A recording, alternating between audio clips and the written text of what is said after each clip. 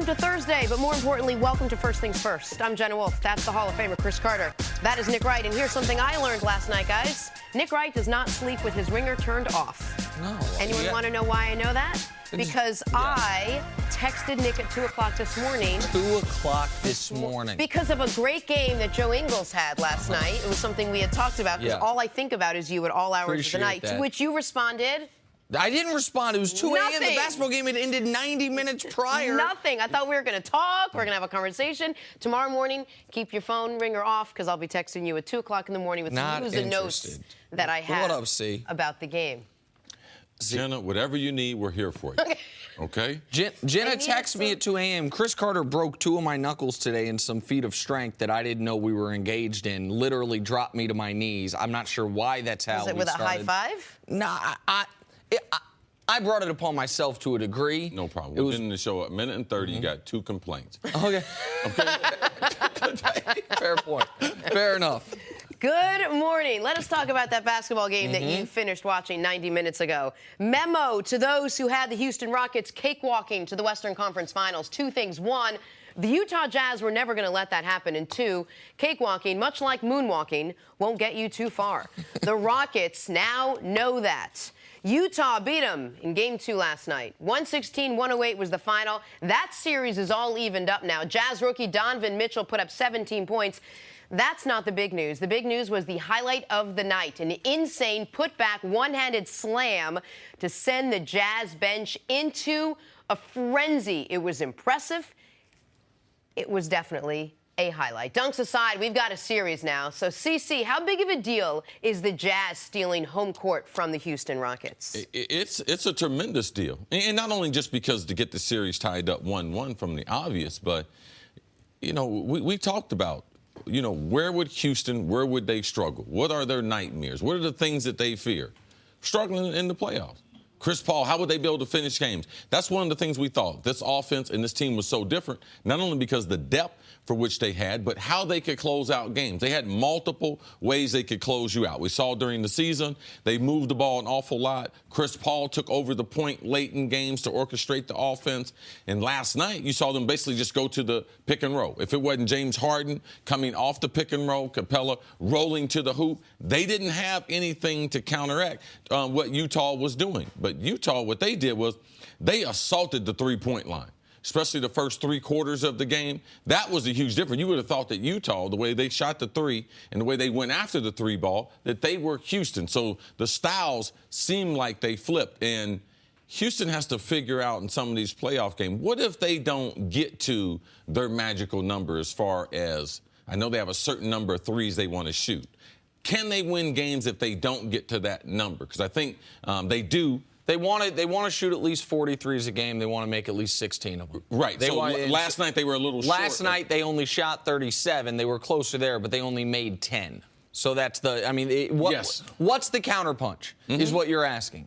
And the Rockets haven't needed much of one this year. This was, you mentioned three-point line. I'm not as concerned as you are for this reason. I'm not concerned about the three-point line. What I loved was Utah adapted a style that's been very successful. You know, but when you have not had sustainable long-term playoff success, when you've been James Harden, when you've been the coach, when you've been Chris Paul, you don't expect to wake up today in the series to beat 1-1. Sure, absolutely. I don't think the Rockets ever expected, oh, we're going to sweep Utah, just like I don't think they really expected to sweep Minnesota. What they didn't expect, though, was to lose a home game in the series. It's one thing for it to be 2-1 or 3-1 because you lose one of the games in Utah. It's another thing entirely if all of a sudden, as you mentioned, they've stolen home court advantage. The reason that I don't think the Rockets are going to have trouble with the Jazz moving forward in this series, even though the next 2 games are in a very hostile environment in Salt Lake, is because this was an outlier performance in a negative way for the Rockets from the three-point line. This team won 65 games this year. But if you just look at how often did this team only hit 10 threes like they did last night? 7 times all year. They hit 10 or fewer threes. They were 3 and 4 in those games. So another way to look at it is 10 or fewer threes, they're a sub-500 team. When they hit more than 10, they were 62 and 13 on the season. Like, they overwhelmingly 90+% of the time, they don't have three-point shooting nights like this. Now, it'd be nice to have a counterpunch, but you don't necessarily need a counterpunch if your go-to punch is one that is landed 90% of the time, if it's the way you have gotten to where you are in the season. And the other thing that happened last night that I don't think will happen again in this series is you take out the Rockets' big three. Harden, Chris Paul, Capella. Capella was good. Harden, Chris Paul, I think it was like B-level games for them. Everyone else on the team was 11 of 39 from the field. Like, everyone other than the big three went cold for them last night. You mentioned that this was an outlier game from them, but what's the one thing that we've really been talking about them from midway through this season to the end is that this is a team that has question marks in the postseason for whatever reason. No matter how dominant they've been in the regular season, postseason comes, and what I'm hearing from both of you and from everyone else is, for whatever reason, if it's Mike D'Antoni or if it's the players, they can't seem to get it all together. So, Cece, was this an outlier game, or is this the same part of the same narrative that we've been talking about for a while? I can't say it's an outlier game. They've played 2 games in the series. Utah is a well-coached team. It wasn't like Utah played way above their head. If you look at the quarter scoring, they played 8 quarters. How many quarters has Utah outscored Houston? 6 of the 8? Yes, and that's significant. No, it's not an outlier. When you got 6 of the 8 quarters where they've outscored them, 3 of the 4 quarters yesterday, they gave up more than 28 points. So if the Rockets aren't going to play defense, the difference besides Chris Paul being in the lineup and P.J. Tucker being in the lineup this year and them having more depth, them having more ball handlers was last season, they were 26 in defense. This year, they were 6 in defense as far as points given up. They looked like the team from the season past. They didn't look like this year's team. So, for me, I don't think it's an outlier. You've played 8 quarters. They've outscored you. Now, and your forte is scoring.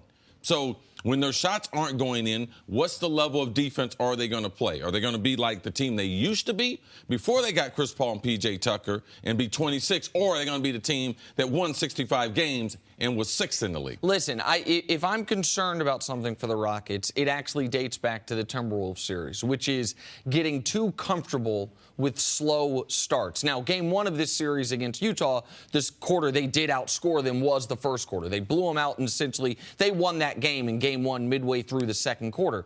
But the last 3 games they played against Minnesota, all 3 of those games, they trailed at halftime. Now, they had these monster third quarters to overcome that. Last night, it looked like that's what it was going to be again. They were down 11 at the half, 9 or 11 at the half, and they end up, I think it was an 11-point game at the half, they end up taking the lead 4 minutes into the third quarter. That's one of the reasons why I believe this win is so significant, because you have to watch the game. Utah was playing amazing. The Rockets, they storm all the way back. They take the lead. Mm-hmm.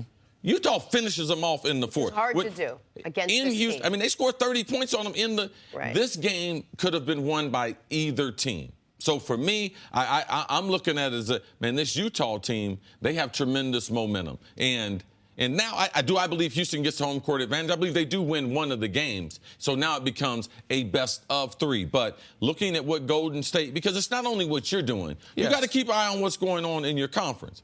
Golden State up 2-1. Golden State's going to at least probably be 3-1. They're up 2-0. Golden State up 2-0. They're up 2-0. Yes. They're going to win one of the games in New Orleans. They're going to be 3-1. You don't want Golden State and Steph and them getting that additional rest over you. So anytime you lose at home in the playoffs, I believe it's significant. We were concerned about Cleveland when they lost at home. We should be concerned about the Rockets when they lose at home. I have, especially in this matchup, going into last night, Utah had played Houston 5 times. They were 0-5 in those games. If they lose, you said you think Houston will be able to win one of the games in Utah. If they only win one of the games in Utah, I'll be with you if it gets down to a best of 3. I think Houston comes back. I think the next game that's played in Houston has a 3-2-1 series lead. I think they win both of the next 2. The point you made that I agree with the most, though, is what the Rockets can't have happen is their defensive intensity be directly correlated with how good their offense is going. You can't have games, I thought Barkley made this point at halftime, and I thought he was right, that this team has the ability, unlike last year, because of the addition of Tucker, because of the addition of Mbamute, because of the addition of Chris Paul, they have the horses to be an excellent defense. You can't let your defensive effectiveness, effort, or execution, leaving Joe Ingles wide open repeatedly, lag because you're not creating the energy from hitting shots. That's something that needs to be consistent whether or not the three-point ball's working. That's what for I them. texted you about. Joe Ingles leading the Jazz with 27 points last night. Very good. Yeah, and Donovan Mitchell, who only had 17, so fun to watch night in and night out, which you mentioned before he even was born. So that was good. Thank Barkley you for that, also CC. said that basketball was a lot more fun when the ball goes in. Yeah. Listen, I tried. Enlightening. Captain Obvious. That's awesome. Thank you, Sir Charles. Let's talk some football on the other side. Coming up, so much more about Tom Brady. Is he negotiating the end of his career? Wait till you hear how much longer he wants to play. Or you can ask his wife that question. That's next on First Things First.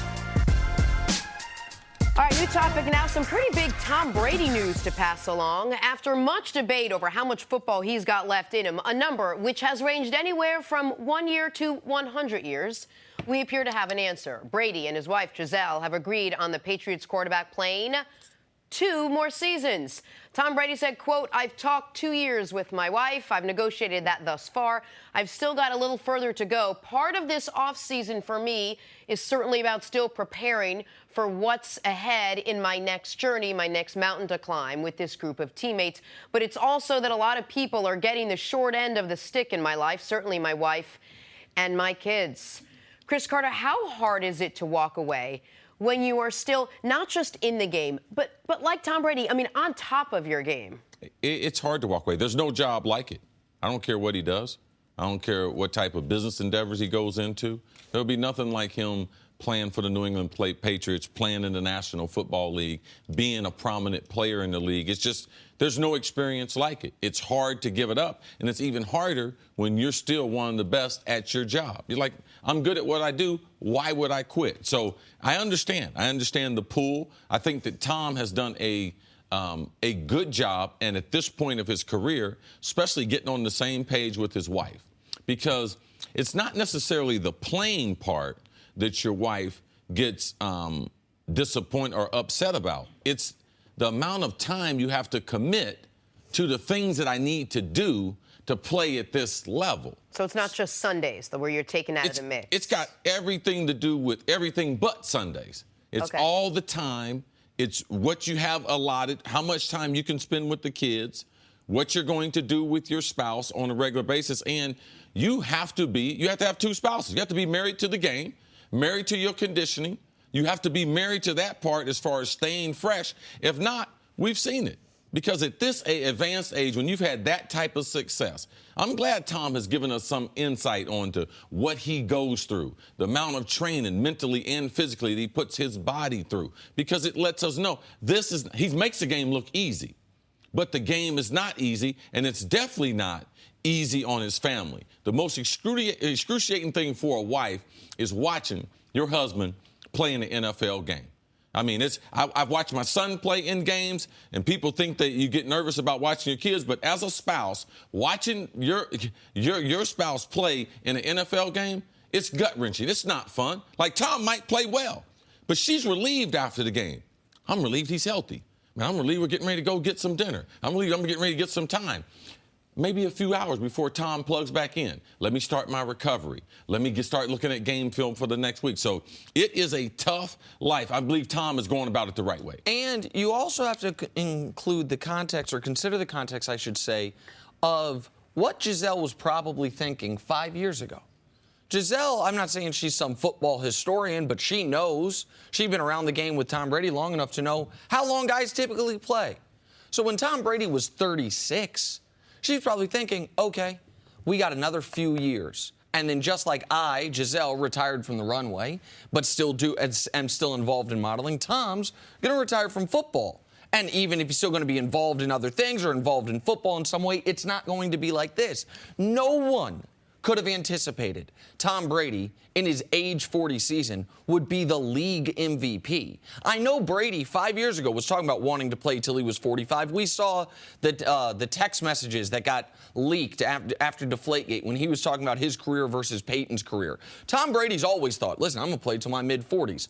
But it never seemed like it was possible or realistic until recently. So for her, she probably feels like, man, I thought there was an end date coming. Right. And the end date is not coming. And I don't care what field you're in. If you're in a committed relationship, especially a marriage with kids, your spouse is going to have a say, going to have an influence, and going to be, I would argue, the single most influential person in your life about what you're doing professionally. But when you say, Cece, that you're married to both the game and to your spouse, you can be, but you can't only half be married to the game, right? You can't only sort of commit yourself to the game and 100% commit yourself to the wife. You can't just commit to Sundays. Not at Brady's age, not the way Tom Brady plays, not the role Tom Brady plays, both at his position and within that team. You have to 100% commit. So you can't give 100% to both, and it seems like what he's doing is negotiating a little bit. Yes, I'm going to play for this many more years, but then I will get to be with you. I can't see how he pulls a little bit away from the game to be able to give to his wife right now. It's just the way he plays and the way he commits to the game. It doesn't feel like that's possible. Oh, Giselle, they know that the family, they're second. For the next 2 years, they know they're second. There ain't no competition. The game's going to win. It requires too many hours. And that's what she signed up for. When she agreed to do that 2 years, she knows that Tom, based on his regimen, based on the schedule, Tom is going to be involved in that. Now, that's just all a part of it. We all make sacrifices for those that we are around for the overall benefit of the good that they're trying to accomplish. I'm sure that Tom makes some certain sacrifices for her. So I believe that's just a part of it. I also think people should look at the 2 years not as an expiration date, but as a minimum threshold. I feel like there's a level of kicking the can down the road to a degree. Like, I've got her on board that at least she knows I'm planning on playing the 2018 and 2019 season, and we'll deal with 2020 and thereafter once we get there. Like, I don't think people should look at this as Tom Brady is saying he's walking away from football in 2 years. I think people should look at this as saying Tom Brady is saying he's playing football. Well, Tom Brady has a 2 year. He has a 2 year contract. Right, but you. And just wait a second. And he said he was going to fulfill that contract. I just believe they're to the state it's not kicking the can down the road. All right? I don't believe that you can be in a committed relationship and think, I'm just going to kick this down the road for 2 years and then maybe I'll take up the conversation. I believe it's on the book because you can't communicate that to your spouse and say, Tom said, she's giving me 2 more years. So that's what they've agreed on. So I wouldn't go as far, like, I would take Tom to that. I wouldn't think that it's 2 to 5 years. I believe Tom Brady's going to play 2 more years. And I think we should go on just that template because that's what he said. Right. The other thing you need to sort of factor and fold into all this is how this impacts the Patriots' plans. And if they need to factor any of their future plans based on that 2-year number, or do you think that's just something he's putting out there right now and we're just going to move forward with where you have him right now? Well, if Tom's told this to someone else, the Patriots know. It's not as if Tom is doing an interview and the Patriots are sitting there like, I wonder what he's going to say. I believe that Tom worked it out with Belichick this offseason. I'm going to be extra committed to my family. I'm not going to be here for the OTAs. And I believe that's what Tom is doing. He's allowing his body to recharge back up. He's also going to spend extra time with his family. I'm sure he's talked that over with his wife. He's not going to be at the OTAs. And I believe that will help him so that he can stay fresh till the end. All right, let's take a break. We'll talk about this a lot more over the next couple hours. But coming up, can the Houston Rockets take a commanding 2-0 lead tonight in Toronto? Also, the Cavaliers would be the team that's going to play the Raptors. So that would be even a weirder team. The Rockets tried to take a commanding 2-0 lead. They couldn't. Time for some stories to start your morning. The Utah Jazz took down the Houston Rockets 116-108 last night. That series all even up at 1 game apiece. Joe Ingles dropping 27 points, going 7 of 9 from three-point land. Donavon Mitchell added 17 points and 11 assists. Nick, how did Utah steal a road win last night? Man, in addition to the Rockets going cold, the Jazz beat them at their own game, as Cece was talking about earlier, and Joe Ingles was spectacular. You're going to, for the Jazz to win a game, let's not forget, Ricky Rubio's not playing right now. And Donavon Mitchell has shot 30% from the field. What, see? Go ahead. I don't know why we can't be concerned with all that stuff. They shot the ball well. They're not playing without their point guard. They win in Houston. Oh, I mean, I think it's a bad loss for Houston. I just don't. I don't think it's going to duplicate itself again this series. I think the Rockets played poorly yesterday. I think they should be upset about how they played. I just don't think it's going to indicate what's going to happen down the road. I think Rockets fans should be concerned. Okay. Based on their lack of playoff success, I would be concerned if I lost at home. Okay. All right, let's move on to some football. The Jets hope they drafted their franchise quarterback with the 3rd overall pick in Sam Darnold.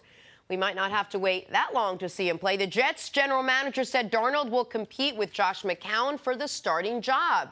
Shocker gone. CC, is it a good idea to immediately throw Darnold into the fire that is the New York Jets? Well, they're not going to throw him in, but you don't take a guy at number 3 and expect him not to be able to play. Like, he should be able to play in his first year. I just believe Sam's in the best situation because Josh McCown, it's been mentioned that he's a great teammate. He's been a great mentor to other quarterbacks. His knowledge of the game as a backup, is pretty much second to none unless you have a lot more experience at the position. But I like Sam. I like what the Jets are going to do. I still would like them to add another weapon or two to be able to help Sam Darnold make that transition. And if you saw, their biggest weapon at the wide receiver position had a warrant issued for his arrest yesterday, a guy that burst onto the scene last year. So that's not good news for them. This is exactly what you should do. You shouldn't anoint the guy as your starting quarterback, but you shouldn't do what I saw the Houston Texans do last year when they drafted Deshaun Watson and say he's ineligible to start game 1. And then they put him in at halftime of game 1. And they're like, I meant eligible. Right. Allow it to be a competition, a true competition. If Darnold's good enough to win it, then he'll be the week 1 starter. All right, let's talk some Steelers football. With Ben Roethlisberger planning to play 3 to 5 more years, he needs all his weapons. So when Pittsburgh traded wide receiver Martavis Bryant to the Raiders, Big Ben was, quote, caught off guard. CC, will the Steelers offense lose a step without Martavis Bryant? I mean, he's hard to replace. He's got special ability, especially given we talk about wide receivers. We want to have 5 of them. They look like a basketball team. You want sizes, speed, and you want some difference between them. For what Antonio does and what Juju does, he was the perfect fit as far as being the 3rd guy.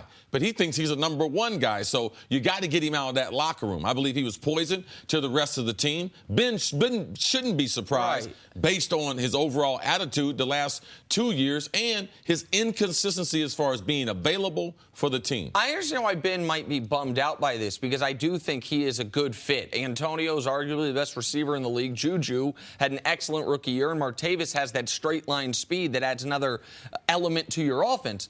But why would Ben Roethlisberger be surprised by this? This is a guy who has been on the trade block for 2 years. He's going into the last year of his contract. Like, this was one of the least surprising moves during the NFL draft, that, of course, the Steelers were shopping Martavis Bryant. So I don't know if Ben actually was surprised or Ben just likes us talking about Ben, so he gave us another reason to talk about Ben. But I wasn't surprised by this. I understand why he'd be disappointed. Martavis wasn't surprised. No. It was his understanding he was going to get traded this offseason. He wasn't participating in the offseason workouts.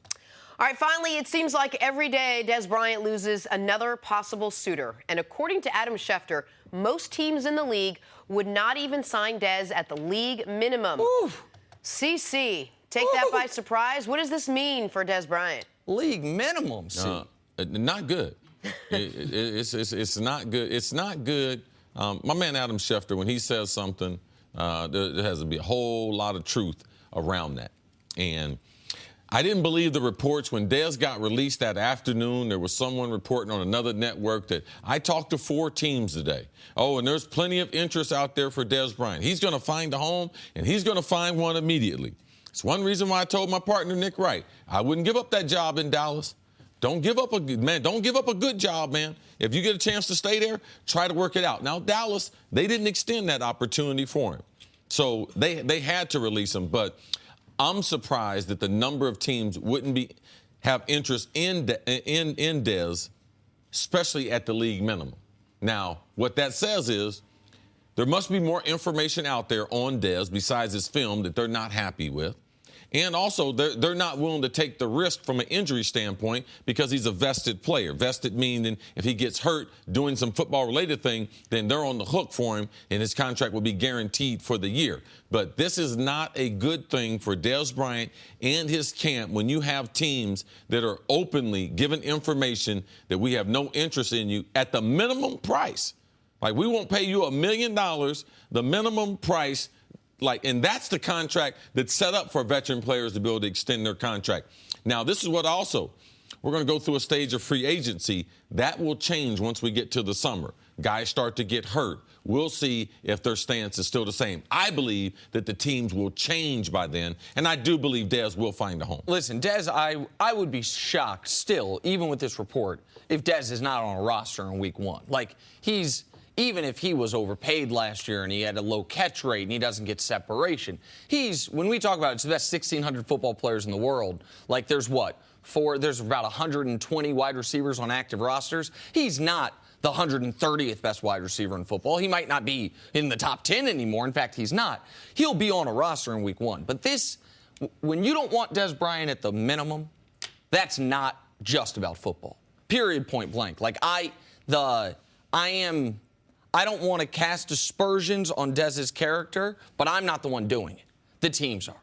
If you don't want Dez Bryant at a minimum contract, what you are saying is Dez Bryant, non-football, either in the locker room or when he's not in our facility, we cannot rely on him, and he has more trouble than it's worth. And this is a guy who I understand there were reports and rumors years ago about a very disturbing video that did or didn't exist. The video never came out, and since then, off the football field, we haven't heard anything about Dez.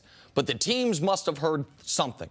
The teams must have reason to believe that when he leaves the cocoon of Dallas, with the structure he has in place there, with the, I don't want to say safety net, but with the support he has there, that this guy's going to be a live wire. Maybe it's not the kind of support every team is willing to do, to have someone be with him, basically 24 hours a day, for someone to be able to check in with him. And a lot of teams, most teams, don't do that. And you don't do that for the 27th best player on your roster. But we know that to be true because how many teams have we seen take chances on players who've had off-the-field problems? Well, of course. Who've had sideline issues, who've had a number of different non-football-related situations that have sort of come upon them. They've taken chances for some reason, as Adam Schefter is reporting.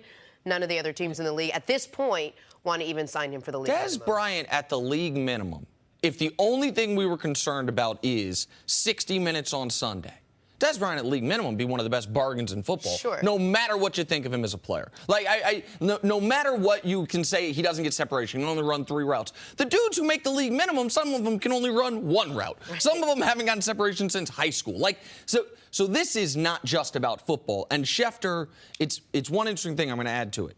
When you mentioned the report from before that the Packers and some other teams were involved in it, that reporter is more known to have his contacts with agents. Schefter is more known to have his contacts with organizations. Yeah. And if organizations are telling Adam Schefter, we're not interested in him at any price, that is some next-level intel that is not showing up in his game. And the thing that they added to it that I thought was very incriminating was, because the phone call goes like this: do you have some interest in Dez Bryant?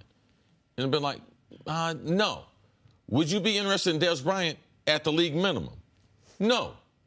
Or the quote like this: are you interested in Dez Bryant? No, we're not interested in, even if he was at the league minimum. Right. There's only 2 ways that conversation goes. I think it's more likely the second, because it'd be an odd question for Schefter to ask. When we're hearing about Dez turning down contracts, it wouldn't logically for Schefter to be like, what about at the league minimum? No one's talking about Dez at league minimum. Right. Feels like it's something that's offered up. We wouldn't even want him for free, essentially. But fans should know, though, it's been reported that he did turn down a multi-year deal in Baltimore for $7 million. Yeah. About the same deal that they gave Crabtree. $7 million a year, $21 million. Any shot he's regretting that right now? And I think there's a lot of things right now that are bouncing around Dez's head about the way he's handled this stage of his career that maybe he'd like back. Or maybe he just thinks everyone's wrong. All right, let's switch gears for a second and talk about what's coming up tonight. Cavs-Raptors coming off what LeBron James called his worst game of the season, the one where he had a triple-double and the team won. The LeBrons are back at it tonight in Toronto for Game 2. The Cavs can't expect Toronto to shoot 20% in the fourth quarter again. They can't expect them to miss the final 11 shots in regulation again, and they certainly can't expect them to lose again. Nick, what are we to expect tonight in Game 2? Listen, I think Cavs are going to win. I think that LeBron is going to, while getting teammates involved again, while trying to be a distributor, what LeBron is going to do more in Game 2 than he did in Game 1 is try to get to the basket. Like, LeBron took 30 shots, but not a lot of those were at the rim. He settled a lot. He took a bunch of threes, particularly was it the fourth quarter. He shot 5 of them. It seemed, I think he was somewhat rattled from missing 3 of his first 4 free throws, and it made him less aggressive going to the rim. I also think LeBron knows we can put our foot on their throat right now. We can de facto win. If you win the first 2 on the road, man, that's a hard one to come back from. So I think you're going to see, while still distributing, a more aggressive LeBron James, and I do not think Toronto has an answer for that. Critical game for Toronto, not just for the fear factor going down 0-2, losing the decisive home court advantage, but what is Toronto's record in Cleveland? Oh, well, not just in Cleveland. LeBron James at home against the Raptors has won 28 of his last 29. That includes the stint in Miami. So the Raptors on the road against LeBron, 1-28 in the last 14 years. Now, I don't know if the Raptors are counting the Heat, but I know they're counting when LeBron was in Cleveland. And it's not a place they're very, very comfortable at. They haven't played there of recent. All right, there's no good memories from the coaching staff through their star players believing that they can win in Cleveland. So for me, I believe Toronto comes out. This is the most important game of the season for them. Because they don't win this one, their season is over with. So I believe Toronto does play their best basketball game.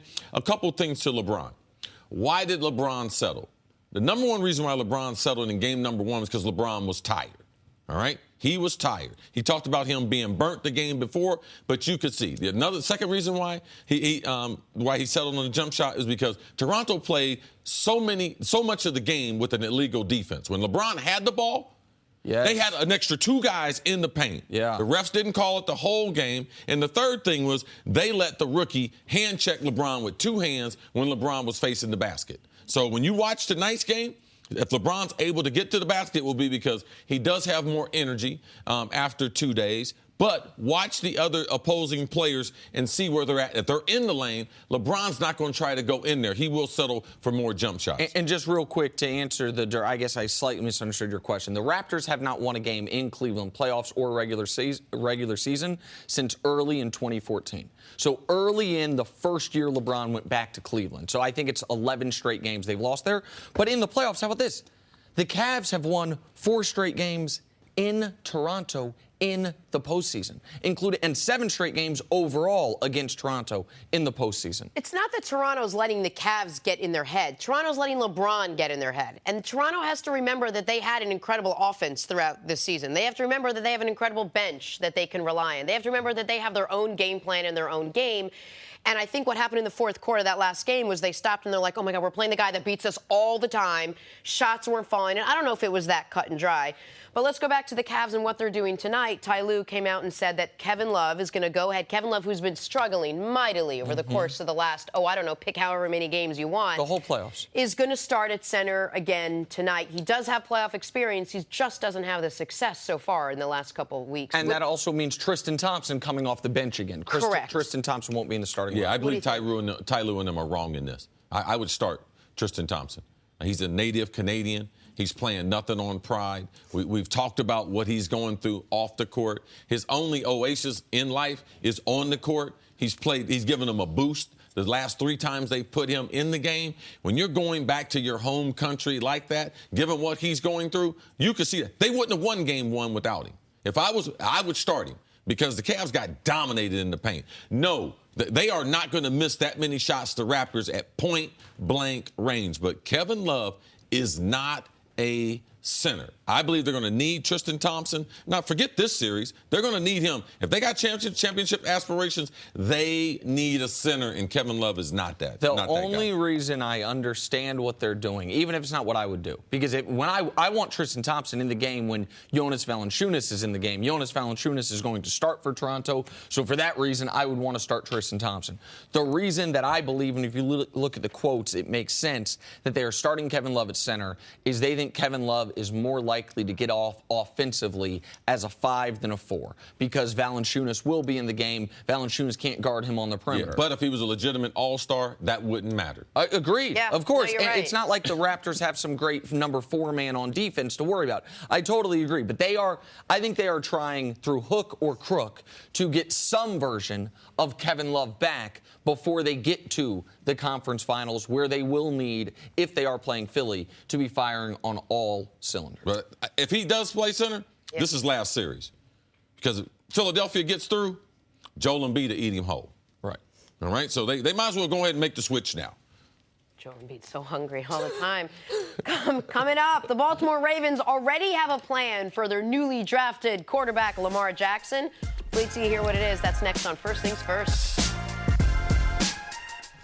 Welcome back to First Things First. And we welcome in former NFL head coach Eric Mangini to our conversation, our inane, ridiculous conversation in the break over who could run the fastest. It's like Jenna a bunch of challenging random humans to races, including our, I would say, less than peak physically fit Sam Pepper. I didn't say that. She wanted you. I can beat you in a race. I can beat you in a race. Not how that happens.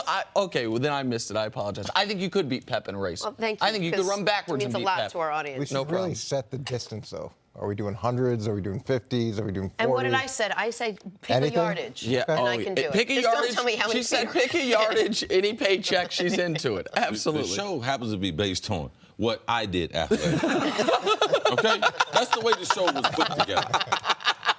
Okay? That's correct. It wouldn't be a long show if we talked about what Nick has done or what Jenna has not Leave done. me out of this. I don't talk about any feats of athleticism. We did that in a test show once. It didn't go well for me. It has those clips like going viral and. That's maybe where that's we're what going to that be. That's is. where I It's live. like I live that in the little little- 30-second going viral. That space. Coach. Charlie Dixon. Coach, I'm sorry. You have to be a part of all our run race challenges. The NFL trend this offseason has been this, Coach Mangini. Draft a top-tier quarterback, then tell the world he's third on your depth chart behind a mediocre starter and a backup we've never heard of. But the Ravens are playing this one differently. Yes, they are. They drafted Lamar Jackson, and Lamar Jackson will reportedly play Week 1. Baltimore is planning on designing plays for their first-round pick right off the bat. Coach, how would you use Lamar Jackson if you were the Ravens? Well, I think they're going to use him similar to the way that Greg has used quarterbacks in the past. Greg Roman, his experience in San Francisco. That's good. And it's going to be a change of pace guy. And that's difficult for defenses because you've got to get ready for the starter and what Joe Flacco brings, which is very traditional. And then you put a guy like Lamar Jackson in, and even if it's a set of 5 or 10 plays with enough variety that during the course of the week, you've got to spend significant amount of time defensively getting ready for it. And even if he goes in for one play, you've still got to spend those reps, and it means it's less reps that you can spend on the starter. So there's real value in that. And I think that the other thing it does is give him some experience, and it gives him a package if Flacco gets hurt where he's comfortable right away. Does it say something about Lamar Jackson, or does it say something about Joe Flacco? Because all these other teams we've talked about, none of these guys are, except maybe Sam Darnold competing with Josh McCown. Listen, I would say none of these guys have such drastically different skill sets than who the starter is. Like if you are, so let's take what's going on in Arizona, Sam Bradford and Josh Rosen. When you're talking about what it creates for the defense, tell me if I'm getting this right, if the defense is like, oh, Josh Rosen might come in for a series, their game planning is not drastically different than if they're preparing for Sam Bradford. No, they can still play man-to-man, still play zone. Right. It's not going to force them to prepare that much differently. So one of the things that we have in the National Football League that we take advantage of, and the reason why New England is so successful, because one thing that we have in common, and it doesn't change, is time. How much time you have to prepare for the opposition. So if you can make, what Coach said, if you can make the opposition spend some of their allotted, because they're not getting more time than you, but if you can make them dice up the time, that no, they can't spend 75% of their time on Flacco. That now they got to be able to be like, especially the first month of the season. So now all those other teams, they got to really watch the preseason to see what they show, what Baltimore shows Lamar in, and then once we start the season, man, Baltimore has a huge advantage in that we know that we have this weapon, we know that we have this change of pace, and we're going to force you to spend a bunch of time to prepare for Lamar Jackson. I believe it's a smart thing to do, but it's also. I like the fact you have a better chance of being successful if you come up with a plan before you draft the player. 99% of the players in the league are system players. Lamar Jackson needs a system that is different than Joe Flacco for him to be successful. So I love what Baltimore has when they had a plan in mind when they drafted the talent. And I remember with Alex Smith when they'd bring Colin Kaepernick even in for a play or two initially, and Colin would change things, or he'd make it a play that put a ton of pressure on the defense, and then everybody had to get ready for that. And when I drafted Brad Smith, or you were dealing with the Wildcat, the thought was easy for us, hard for them. And if you can take a guy like Lamar and show that he's not just a running quarterback, but he can actually throw the ball, it changes things, too, defensively, because you can't just load up the box. You've got to actually honor the passing game, where with Tim Tebow, you could load up the box and stop the run. With Lamar Jackson, he has the ability to do both. He's radically different than Flacco, and it eats up time, reps, effort, energy from your opponent. And like we've talked about this from the angle for the Ravens as an organization and for their opponents. But for Lamar, the other thing that's different about Lamar than the 4 quarterbacks taken ahead of him, all 4 of those quarterbacks right now legitimately believe, I can win this starting job. I can be the week 1 starter. That gives it whatever motivation they have, that's extra motivation. I can be the week 1 starter my rookie season. Lamar's the one guy drafted of the 5 first-rounders where the team has a quarterback in place they've won a Super Bowl with, they feel very comfortable with. Lamar realistically can't be the week 1 starter, so barring an injury. So what this does is it gives him extra, I don't want to even call it motivation, but it gives him more incentive and more something to be excited for. Like, I'm not guaranteed to just sit on the sideline week 1. They have a plan for me. And we talked about this over the weekend. Have to think about the organization that drafted Lamar Jackson. They drafted before, a long time ago, we forget about it. They drafted Tyrod Taylor. Yep. He sat behind Joe Flacco for 4 years and developed. I think Ozzie Newsome and that organization were ready to transition to a different era of quarterback, not as traditional statue in the pocket like Flacco. The problem was Flacco then won a Super Bowl and played so well and that coming off a terrible year that maybe now the offense is ready to go in a different direction. The thing that I like what he said is I have someone there to support the talent, because even Baltimore, they draft a guy. They drafted Lamar Jackson as a running quarterback, but if they don't have Greg Roman there, I'm not as comfortable. Because Greg Roman has chapter and volume of NFL film that he can show Lamar and be like, I got a package for you. Here it is. I can unveil it. This is how we did it before. Now, he's a better thrower of the football than Cap was early, a little more elusive than Cap was. So I'm very interested to see what they're going to do there in Baltimore, Coach. And my question is, what's the real goal of the coaching staff? Is this goal just to put pressure on the defense? Or is this a goal to say, hey, this guy can really play, and this guy should be our starting quarterback? But sometimes with ownership and people in the front office, you've got to show them before you can make a decision like that, especially when you've got a guy like they do with Joe Flacco. Is the goal to put a bunch of pressure on Joe Flacco saying, you're not performing the way we expect you to do, they expect you, you're not doing the things we think you should be doing. Here's a nice, healthy dose of pressure. So deal with that and either perform better or be prepared to be replaced. Do you think that with Greg Roman being their offensive coordinator there, do you think this is what they had in mind before the draft, before they knew Lamar Jackson was coming, when they signed RG3? That the idea of signing RG3 was to maybe get him on the field in these types of packages to give the different change of pace? Is that because it is interesting to me that this is the team that signed RG3. Now they ended up moving up to go get Lamar, so RG3 we think's been bumped down on the depth chart. But do you think that's what they had in mind with that move? Well, they also were one of the few teams that were going down the road with Colin Kaepernick, too. So, yeah, I do think this is what they have in mind. This is what they want to move towards. In terms of Joe Flacco, though, he has performed at a very high level. He's only missed he's only had 1 losing season and no losing season when he was actually the starter for full 16 games and won the Super Bowl.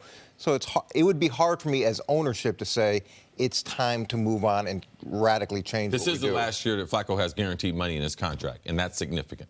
All right, Coach, we'll see you a little bit later on the show. Stick around, though. Coming up next, the Jazz strike back. We'll show you how they did it next on First Things First. Back here on First Things First, we're now joined by Chris Mannix. What are you doing, Chris? You guys have some interesting conversations during these breaks. It's a totally different television show. I didn't know I was on the show with the world's greatest athletes. Right here, Jenna We Wolf, need to do a #1. second show, which is just commercial break content, which is going to be at a much later hour Stream it or or as a something, podcast. That could be on FS2 one day. I like that idea. Or FS4. That's where it belongs. The Ocho. Anyway, you enjoying this time of year, Chris I am. Mannix? I love it. I can't get enough of it. You Last night was cannot great. It's not too hot outside for you? No, it's nice and Right. Straight. springy. Once upon a time, there was an NBA team that played really well and had really talented stars, but had a reputation for choking in the playoffs. That was the Rockets, but that was a long time ago. Not this year, they said. They're too good. Well, they are good, but they still lost Game 2 last night to the Utah Jazz. Jazz won 116-108 to even up that series. Jazz rookie Donavon Mitchell put up 17 points, but had the highlight of the night right there. Right there. An insane putback one-handed slam to send the Jazz bench into a frenzy. Dunks aside, we got ourselves a series, Chris Mannix. How big of a deal is it that the Jazz stole home court in this game? I think it's a pretty big deal, and I love the Jazz. I mean, they're just relentless. From day one of this season on, from playing without Gordon Hayward to right now with Ricky Rubio and a young budding superstar in Donavon Mitchell. What I loved about this game is that it felt like the Jazz, after Game 1, took a page out of Boston's playbook. What the Celtics did in Game 1 of the Sixers was to say, we're going to let Joel Embiid get his. We're going to say, we're going to go one-on-one with everybody, and those great shooters in Philadelphia are not going to beat us from the outside. That's what the Jazz did in this game, too. They said, look, Clint Capella can roll to the rim. We're going to give up those dunks. We're not going to give the Andersons, the Gordons, all these guys with the Rockets wide-open three-point looks. And that was the difference, right? Game 1, Rockets made a bunch of threes. Jazz missed a bunch. Flipped the script in Game 2. The Jazz made threes, and the Rockets missed a bunch. The question is that strategy going to be successful going into Game 3? Will the Rockets be that weak from beyond the three-point line? Because if they are, the Jazz, I think they have a great chance to win the series. Now, Chris, are you concerned with the Rockets' defense moving forward? Because for me, they've been outscored 6 of the 8 quarters. The way Utah has attacked them, to me, there's always concern about how good will the Rockets be defensively in crunch. Now, we've already had them in the finals playing against Golden State, but, man, they're having problems with Utah. Would that be a concern with you moving forward? I'm less concerned about the defense than I am about the offense. And look, the Rockets will always have question marks about their defense, but some of the shots, I don't think Joe Ingles goes 7 for 9 in this next game. I don't think they shoot as high a percentage in this next game. I just wonder what adjustments Mike D'Antoni makes on the other end of the floor to open up his shooters, because this is what the Jazz are going to do, right? They're going to bank on Rudy Gobert being able to be a one-man band in the paint, defending one-on-one against these guys, and say, you're not going to beat us from the outside. The other thing I love about this defense is that they got physical. Like, they got real mean in this game. Those guards, big, long, aggressive guards. Dante Exum and Royce O'Neal is one of the more underrated role players in the NBA. They went after the Rockets full court, got in their face. Quinn Snyder's one of the best coaches in basketball. The adjustments he made in Game 2 were absolutely brilliant. I agree with you on Quinn Snyder. From the commentary... You said 5 things. I agree with you on one thing. No. It was the last thing he said. Yes. I think you made a bunch of really good points, and nobody knows about Royce O'Neal. I'm glad you brought him up. Like that, he's been good for them. He was good for them against the Thunder in round 1. He's been good for them in this series. Played about 70 games during the regular season, consistent throughout. So here... Listen, from the commentary after the game last night on television to my own Twitter feed to what we've talked about on this show for an hour, what this is confirming to me is folks, despite the 65 wins, despite Harden's MVP campaign, it doesn't seem like folks really believed in the Rockets the way at least I still do. I am not going to, what I consider, overreact to losing a game to a good Jazz team on a night they went ice cold from 3.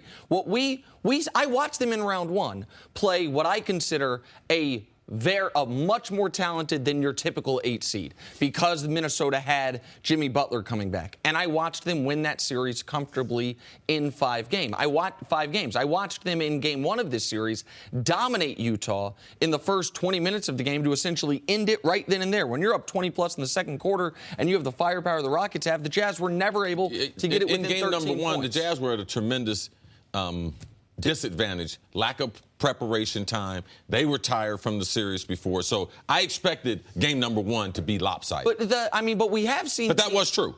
Absolutely, and we have seen teams, be it Boston or Cleveland, that had the lack of preparation going up against a more rested opponent, come out and play really well. Use that momentum. Momentum. So I really believe the Rockets are a great basketball team. I do not think you can win 65 games in the regular season and not be a great basketball team. And I do not think, if I had seen Harden and Chris Paul as a duo struggle in the postseason, then I would care a lot more about their individual personal struggles in the postseason.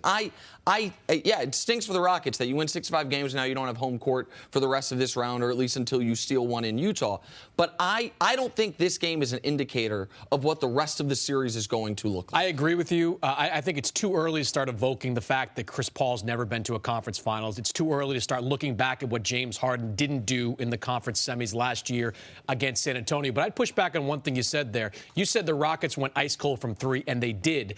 It wasn't like they were ice cold uncontested. They were contested threes. What they're going to have to adjust to doing is saying they're going to give up mid-range jump shots, right? So will we take those? Can we make those consistently? They're going to keep giving up these rolls to the rim. Are we going to be okay with Clint Capella being our leading scorer in this game?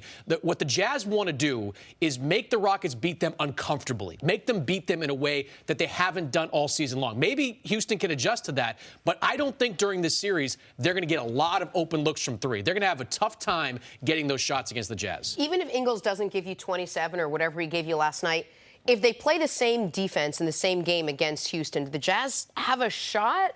I mean, I know we're all talking about the fact that Houston will eventually come to their senses, at least you are, and walk away with this. But I don't know. Utah looked pretty good last night. They have a shot. I'd still look, just losing home court advantage is not enough for me to think that the Rockets are going to take this series. But going home, the Jazz are going to play better. Going home, the Jazz are going to be more energized. And Donavon Mitchell, man, I mean, this guy is just so much fun to watch. Like the adjustment he made last night, he wasn't great offensively for the first three quarters. Playing the point was difficult. But what he for him. was a playmaker. He said, you know what? You want me to be a passer? 7 assists in the first half. Yeah, Ricky Rubio's out. I'll be a playmaker. This guy can do it all out there on the floor. And there's a reason that every player in the league, and I asked Chris Paul this before the playoffs started, like, who is your favorite player to watch out of the young players? He said Donavon Mitchell. That permeates throughout the league. And the maturity. His teammates talk about, he's a rookie in the program, but as far as everything he does on a day-to-day basis, he's a veteran.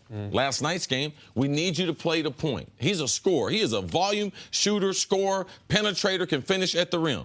No, I'll take over the point. Has his best game as far as assists that he's had since he's been playing basketball. His best game, assist game, that shouldn't be overlooked since high school. He never had 11 assists at Louisville. This is what he does. Not to interrupt, but this is what he does. Like in college, he wasn't even a scorer. He didn't have a 30-point game in college. He had a 40-plus point game 2 months into his season. He adapts. He has adapted the NBA as fast as any player I've seen in a while. It's rare a guy goes 6 for 21 from the field, and you're talking about how well he played. Yeah. But Donavon Mitchell, Mitchell, plus 13. Right? He was excellent last night. And you mentioned the Chris Paul thing. They had an interesting nugget during the game that I hadn't heard, which is that Chris Paul is one of the reasons he turned pro. That Chris Paul was working out with him after his sophomore year at Louisville, so just a year ago, and he told him, I think you're ready, man. I think you can go into the draft. Chris Paul was obviously 100% correct on that. All right, Chris, we'll see you a little bit later on the show. Coming up, can anyone fix the Thunder? The Thunder's broken. We'll break it down next on First Things First. I'm Jenna Wolf, and thank you for listening to the First Things First podcast. Make sure to subscribe and tell your friends, family, and coworkers about the podcast, which, by the way, is available on iTunes and all your favorite podcast apps. You can catch a fresh new episode every Monday through Friday on FS1, starting at 6:30 a.m. Eastern, 3:30 a.m. Pacific. So long.